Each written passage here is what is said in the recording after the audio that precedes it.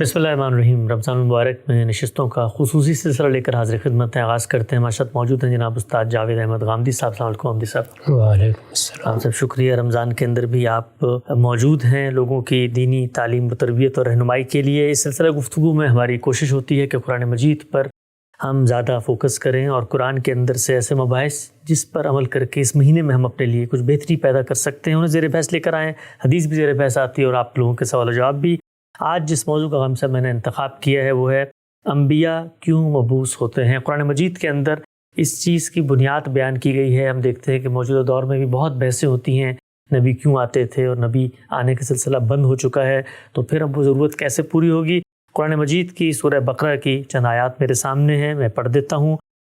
فرمایا اپنی منافقت کے لیے یہ اختلافات کو بہانہ بناتے ہیں، انہیں معلوم ہونا چاہیے کہ لوگ ایک ہی امت تھے، پھر ان میں اختلاف پیدا ہوا تو اللہ نے نبی بھیجے بشارت دیتے اور انذار کرتے ہوئے، اور ان کے ساتھ قول فیصل کی صورت میں اپنی کتاب نازل کی تاکہ لوگوں کے درمیان وہ ان کے اختلافات کا فیصلہ کر دے۔ یہ جن کو دی گئی اس میں اختلاف بھی انہی لوگوں نے کیا، نہایت واضح دلائل کے ان کے سامنے آ جانے کے بعد محض آپس کے زدم زدہ کی وجہ سے پھر یہ جو قرآن کے ماننے والے ہیں اللہ نے اپنی توفیق سے اس حق کے بارے میں ان کی رہنمائی کی جس میں یہ اختلاف کر رہے تھے، اور اللہ جس کو چاہتا ہے اپنے قانون کے مطابق سیدھی راہ کی ہدایت عطا کر دیتا ہے۔ ہم سب یہ بات کہ اللہ تعالیٰ نے نیکی اور بدی کا شعور ہماری فطرت میں ودیعت کیا، ہمیں ارادہ اور اختیار دیا۔ دنیا میں آنے کے بعد ہمارا یہ امتحان تھا، اس میں ہم اپنی فطرت کی رہنمائی کی روشنی میں بھی سفر طے کر سکتے تھے، لیکن پہلے ہی شخص کو اللہ تعالیٰ نے روئے زمین پر مبعوث فرماتے ہوئے اپنا پیغمبر، اپنا نبی ڈکلیئر کر دیا، سیدنا آدم علیہ السلام۔ اس کی کیا وجہ؟ اللہ تعالیٰ نے انسان کو جس طرح بنایا ہے یہ اس کی ناگزیر ضرورت۔ انسان کے بارے میں قرآن مجید نے ہمیں یہ وضاحت کے ساتھ بتا دیا ہے کہ اس کو جو شعور دیا گیا اس میں کچھ چیزیں الہام کر دی گئی ہیں، یعنی اس کے وجود ہی کے ساتھ ودیعت کر دی گئی ہیں۔ جیسے ہم کہیں کہ ہم نے فلاں چیز کو تخلیق کیا ہے تو یہ اس کی پیدائش کے ساتھ گویا لواحق کی حیثیت سے لگی ہوئی چیزیں ہیں۔ وہ چیزیں جو انسان کے اندر ودیعت کی گئی ہیں، الہام کی گئی ہیں، وہ اگر آپ غور کریں تو بنیادی طور پر دو ہیں۔ مذہب کے حوالے سے میں اس وقت گفتگو کر رہا ہوں، اگر آپ باقی علوم کے حوالے سے دیکھیں تو بہت سی اور چیزیں بھی اللہ تعالیٰ نے انسان کے اندر ودیعت کی ہیں، بلکہ ہمارا سارا علم اصلاً اندر ہی ہے، وہ باہر کی چیزوں کے ساتھ متعلق ہوتا ہے۔ یہی وہ چیز ہے جس کو عام طور پر اہل علم اضطراری علم کی اصطلاح سے تعبیر کرتے ہیں۔ یہی علم ہے جو اصل میں اشیاء سے متعلق ہو کر ہمارے لیے معلومات کا ذریعہ بنتا ہے۔ وہ چیزیں جو مذہبی نقطہ نظر سے اہمیت کی حامل ہیں ان میں ایک تو ذات باری کا شعور ہے، یعنی انسان اپنے خالق کو پہچانتا ہے، اور دوسرے وہ خیر و شر کا شعور رکھتا ہے، یعنی جس طریقے سے اس کو آنکھیں دی گئی ہیں، کان دیے گئے ہیں جن سے وہ دنیا کی اشیاء کو دیکھتا ہے، اسی طرح اسے کچھ باطنی حواس بھی دیے گئے ہیں جن میں سب سے بڑا حادثہ اخلاقی ہے۔ یہ حادثہ اخلاقی جیسے ہماری آنکھیں چیزوں میں فرق کرتی ہیں، اسی طرح یہ خیر و شر میں فرق کرتا ہے، امتیاز کرتا ہے، اور یہ خیر و شر کا امتیاز گویا ہمارے اندر ودیعت ہے۔ ان دونوں کو قرآن مجید نے بیان کر دیا ہے۔ ذات باری کے بارے میں سورہ اعراف میں بتایا ہے کہ جو کچھ ہم نے اندر ودیعت کیا تھا اسی کا ہم نے اقرار بھی کرا لیا تھا۔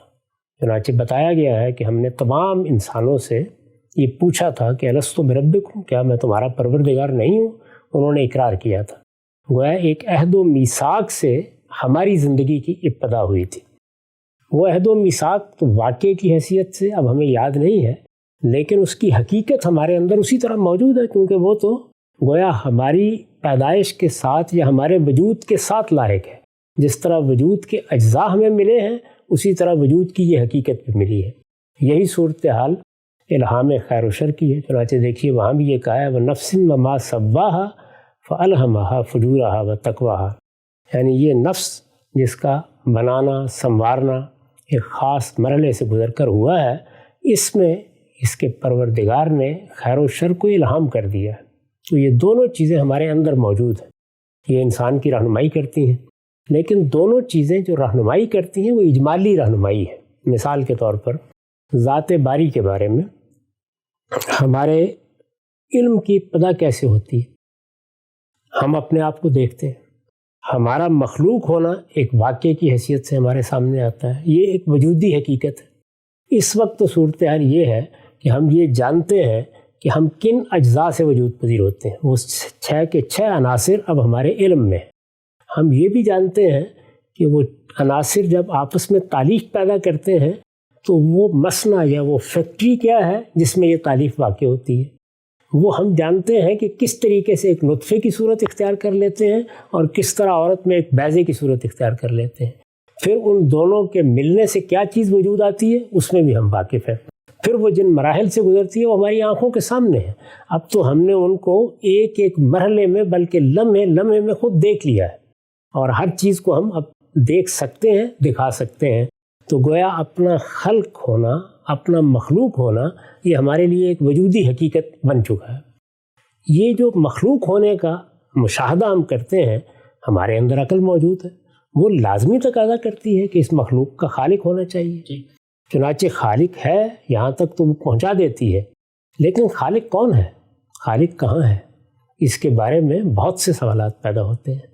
اور اگر انسان کو اسی طرح چھوڑ دیا جاتا تو میں آپ سے عرض کرتا ہوں کہ وہ معلوم نہیں کن کن چیزوں کو اپنا خالق مانتا اور کن مراحل سے گزر کر کہیں صدیوں میں ہو سکتا ہے کہ صحیح نتائج تک پہنچتا۔ تو اللہ تعالیٰ نے اس سوال کا جواب پہلے دن ہی دے دیا، یعنی اپنا تعارف کرایا، پہلے انسان کو پیغمبری کے منصب پر فائز کیا اور اس کو بتا دیا کہ میں تمہارا خالق ہوں، اور اس طریقے سے گویا یہ بات واضح ہو گئی کہ میں مخلوق ہوں۔ انسان کی حیثیت سے جب مجھ پر خلق کا یہ عمل ہوا ہے تو لازماً میرا خالق ہے۔ خالق کون ہے؟ وہ ہے جو اس کائنات کا پروردگار ہے، اس نے مجھے بنایا ہے، تمام مخلوقات بھی اسی نے پیدا کی ہیں اور یہ کائنات بھی اس نے پیدا کی ہے۔ یہ پیغمبروں نے ہمیں بتایا، اور یہ بتایا کہ وہ اس کائنات سے ماورا ہستی ہے، اس کی یہ اور یہ صفات ہے، اس کو تم سمجھنا چاہتے ہو تو تمہیں یہ راستہ اختیار کرنا چاہیے۔ وہ تمہارے ساتھ معاملہ اس طرح سے کرے گا، اور وہ اس طریقے سے معاملہ کر رہا ہے، اس کے انہوں نے تمام پہلوؤں کو ہم پر واضح کیا۔ تو اگر پیغمبر نہ ہوتے تو ہم اس حقیقت کو خود تلاش کرتے، یعنی وہاں تک تو عقل پہنچا دیتی کہ ہم مخلوق ہیں تو ہمارا خالق ہے، لیکن خالق کون ہے اس کا تعارف پیغمبروں نے کرایا ہے، اور پھر وہ تعارف ہر لحاظ سے قابل اطمینان تعارف ہے۔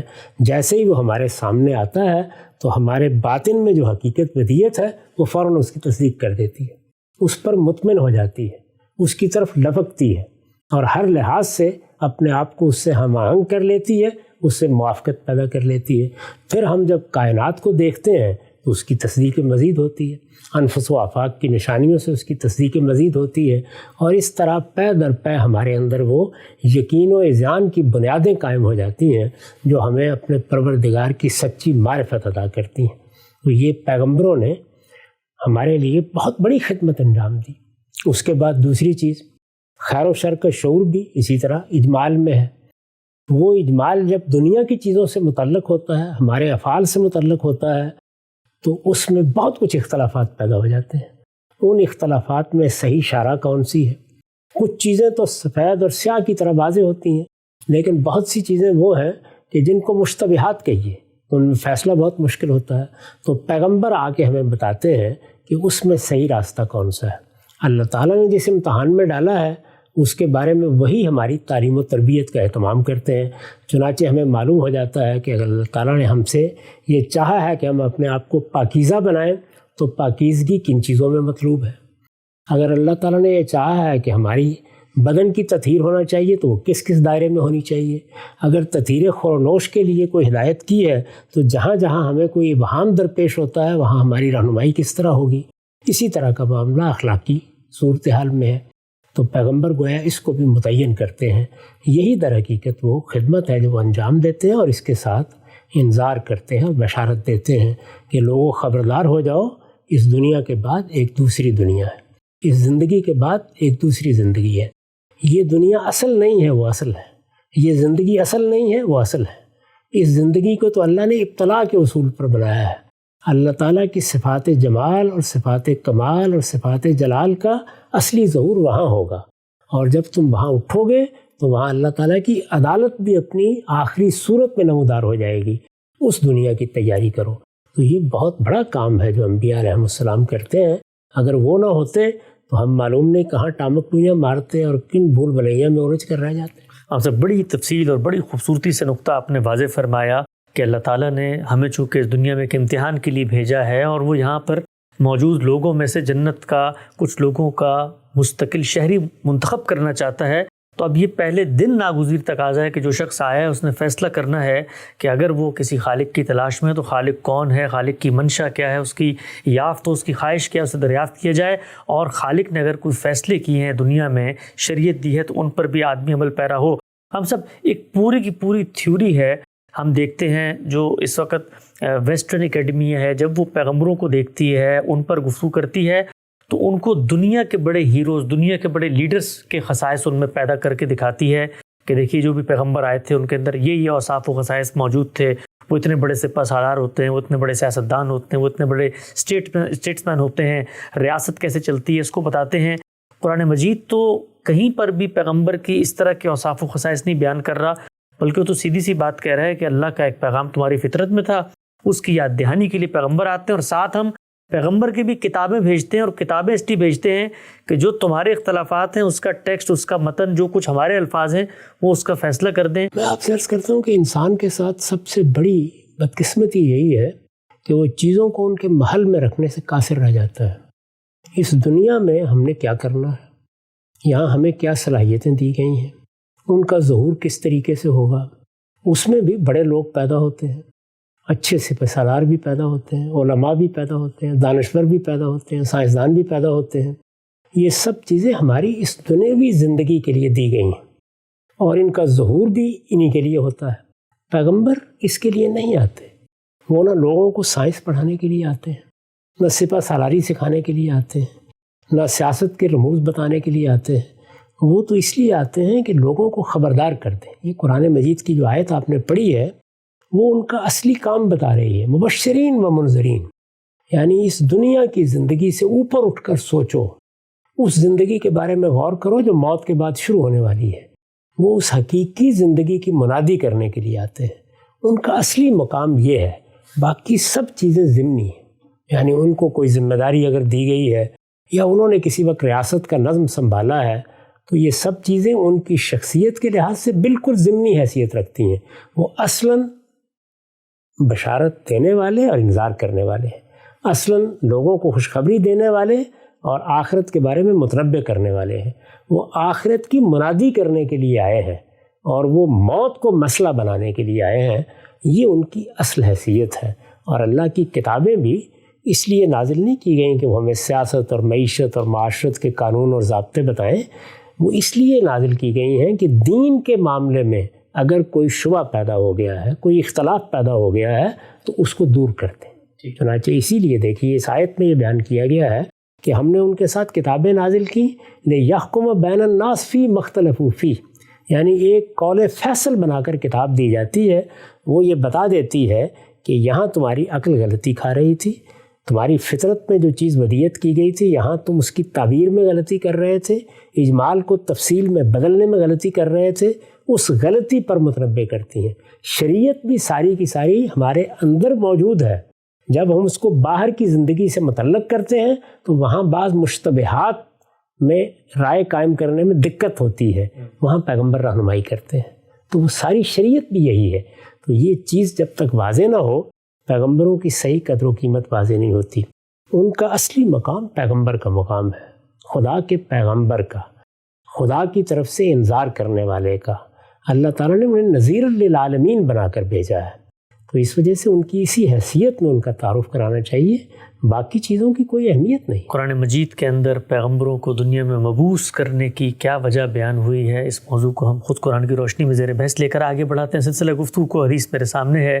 علی رضی اللہ عنہ سے روایت ہے کہ نبی صلی اللہ علیہ وسلم نے فرمایا بندہ ایمان کی لذت اسی وقت پاتا ہے جب وہ خدا کے سب فیصلوں پر پورا ایمان رکھے. خام صاحب نے لکھا ہے یعنی ان کو خدا کی طرف سے سمجھے، ان میں ہمیشہ خیر کی امید رکھے اور ان کی ہر سختی میں خدا ہی سے رجوع کرے اور اپنے آپ کو اسی کے حوالے کر دے. ہم سب دنیا کے اندر جس چیز سے آدمی سب سے زیادہ ہلتا ہے، سب سے زیادہ شیک ہوتا ہے، سب سے زیادہ تردد، پریشانی اور اضطراب کا سامنا کرنا پڑتا ہے اس کو، وہ ہوتا ہے خدا کی جانب سے کچھ آزمائشیں آتی ہیں دنیا کے اندر اور آدمی کے لیے مشکلات ہوتی ہیں۔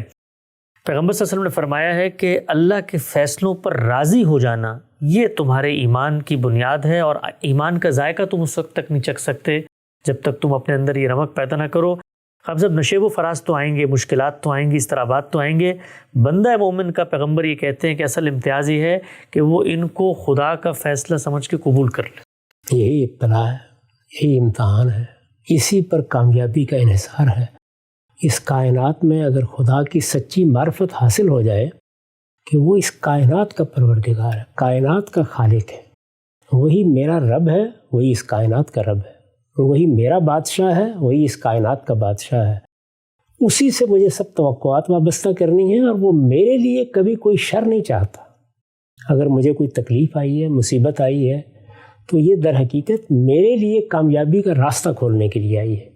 یہ اعتماد اگر پروردگار پر ہے تو پھر آپ اس دنیا کی زندگی میں کامیابی کی طرف بڑھتے ہیں، اور اگر یہ اعتماد نہیں ہے تو پھر اصل میں ایمان بھی ایک محض اقرار سا بن کے رہ جاتا ہے، اور وہ اقرار بھی زبان کا اقرار، قلب اس کی تصدیق نہیں کرتا۔ قلب اسی وقت اس کی تصدیق کرتا ہے جب کہ خدا کے فیصلوں پر اعتماد ہو۔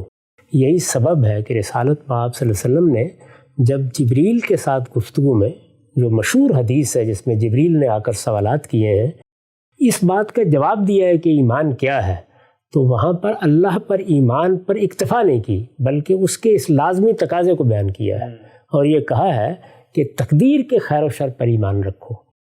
اس دنیا میں یہ اسباب کی دنیا ہے، یہاں پر بہت سی چیزیں اللہ تعالیٰ نے، بلکہ زیادہ چیزیں اسباب ہی سے متعلق کی ہوئی ہیں۔ وہ اسباب علم میں بھی ہیں، وہ عمل میں بھی ہیں، وہ اشیاء میں بھی ہیں، وہ ہر جگہ موجود ہیں۔ یہ اسباب ہیں جن کے اندر انسان یہ خیال کرتا ہے کہ میرے ساتھ یہ ہو رہا ہے اور وہ ہو رہا ہے، لیکن ان کے پیچھے اذن کس کا ہے، ان کے پیچھے حکمت کس کی ہے، ان کے پیچھے فیصلہ کس کا ہے؟ ہونے کون دے رہا ہے؟ پروردگار کا فیصلہ۔ یعنی یہ تو بالکل ٹھیک ہے کہ ایک غلط کام میں کرتا ہوں بعض اوقات، لیکن اس کی مہلت دی کس نے ہے مجھے؟ اور اگر میں نے غلط کام کیا اور اس سے کسی دوسرے کو نقصان پہنچا ہے تو یہ اس کے لیے امتحان بنایا کس نے ہے؟ تو اگر آپ ان دونوں چیزوں کو صحیح توازن سے قائم رکھیں تو پھر انسان سمجھتا ہے کہ مجھے زندگی میں رویہ کیا اختیار کرنا ہے۔ ایک جانب اسباب کا صحیح مطالعہ، ان کو حاصل کرنے کی پوری محنت، جس حد تک بھی انہیں استعمال کیا جا سکتا ہے ان کو استعمال کرنے میں کوئی کوتاہی نہ ہو، اور دوسری جانب خدا کے فیصلوں پر اعتماد۔ اسی سے اچھا توکل پیدا ہوتا ہے، اسی سے تفویض پیدا ہوتی ہے، اور یہی وہ چیز ہے جو بندہ مومن کے ایمان کا ظہور بنتی ہے۔ یعنی ایمان محض کسی اقرار کا نام نہیں ہے کہ میں نے اللہ کو مان لیا ہے۔ کیا مان لیا؟ مان لینے کا تو پتہ ہی اس وقت چلتا ہے جب انسان زندگی کے نشیب و فراز میں اس کو مانتا ہے اور اس کے فیصلوں پر راضی رہتا ہے، اور ہر موقع پر اس کا شکر ادا کرتا ہے، یہاں تک کہ صبر کے موقعوں پر بھی شکر ادا کرتا ہے کہ میرے پروردگار، میں اس امتحان کے قابل نہیں تھا، تو نے مجھے منتخب کیا ہے کہ تو میرا امتحان کرے، کامیاب بھی تو ہی کرے گا، تو میرے اوپر رحم فرما۔ اس موقع کے اوپر جو اعتماد، جو حوصلہ پیدا ہوتا ہے، وہ اصل میں اسی چیز پر ایمان سے پیدا ہوتا ہے۔ اچھا، ایک آخری پہلو پھر پروگرام کو ہم ختم کرتے ہیں یہاں پہ۔ یہ بتائیے کہ جب میں کہتا ہوں کہ خدا کے فیصلوں پر آپ نے راضی ہو جانا ہے، تو خدا کا جو فیصلہ ہے وہ صرف دنیا تک تو محدود نہیں ہے، خدا کا فیصلہ تو آخرت میں جا کر پورا ہوگا۔ تو دنیا میں اس کا فیصلہ ہے، اگر مجھ پر آزمائش آئی ہے، آخرت میں تو فیصلے کی تکمیل ہونی ہے نا، کہ جس نے مجھے آزمائش دی، میرے خلاف تعدی کی، میرے خلاف ظلم کیا، بغی کی، جان مال آبرو کے خلاف زیادتی کی، اس کا تو فیصلہ ہوگا، تو میں راضی ہو جاؤں تو اس نے پھر فیصلہ کر کے قیامت میں دکھا دینا ہے نا۔ اس میں کیا شک ہے؟ یعنی یہ بتا دیا، یہی اعتماد ہے۔ یہ بتایا ہے کہ ان اللہ لیس بظلام للعبید، اللہ اپنے بندوں کے لیے ذرہ برابر بھی ظلم پسند نہیں کرتا، نہ وہ بندوں پر کبھی کرے گا، نہ دنیا میں کرتا ہے۔ جو کچھ اس سے صادر ہوتا ہے بیدہ الخیر، وہ خیر ہی خیر ہوتا ہے، لیکن چونکہ ہمیں ابتلا میں ڈالا گیا ہے، امتحان میں ڈالا گیا ہے، تو بعض موقعوں پر وہ ہمیں شر محسوس ہوتا ہے، ہمیں مصیبت لگتی ہے، ہمیں تکلیف لگتی ہے، اس کے اندر بھی ایک خیر پوشیدہ ہوتا ہے۔ اگر بندہ صبر کے ساتھ وہ دن گزار لے تو پھر اس کے لیے خیر کے دروازے کھل جاتے ہیں، وہ جنت کے دروازے کھل جاتے ہیں۔ تو خدا کے فردوس میں انسان کے داخلے کے لیے یہ بہت ہی مختصر سا امتحان ہے۔ یہ وہی بات ہے جو روزوں کے بارے میں کہی، ایام معدودات، گنتی کے چند دن ہیں. یہ کیا دن ہے؟ یعنی 60 سال 70 سال 100 سال گزر جائیں گے، لیکن ان کے بعد ابدی زندگی ہے. ذرا تقابل کر کے دیکھیے، یہ قطرے اور سمندر کا تقابل ہے. تو انسان اس ابدی زندگی کو فراموش کر کے اسی میں الجھ کر رہ جاتا ہے. اصلی مسئلہ یہی. نقطہ بالکل واضح ہو گیا. بہت ہی اہمیت کی بات ہے، اور ہم سب لوگ زندگی میں جب بھی کہیں ابتلا، آزمائش، تردد، اضطراب ہمارا سامنا کرتا ہے تو گھبرا جاتے ہیں، اور گھبرا کر بالعموم شکایت کناں ہو جاتے ہیں، اور اللہ تعالیٰ کی طرف رجوع کرنے کے بجائے اسی سے منہ موڑ لیتے ہیں. روایت ہمیں بتاتی ہے کہ ایمان کا ذائقہ ہم اس وقت تک چکھ نہیں سکتے جس وقت تک ہم خدا کے فیصلوں پر راضی ہونے کا رویہ پیدا نہ کر لیں. پروگرام کا وقت یہاں پہ ختم ہوتا ہے. انشاءاللہ دوبارہ حاضر خدمت ہوں گے. اب تک آپ لوگ کا بہت شکریہ.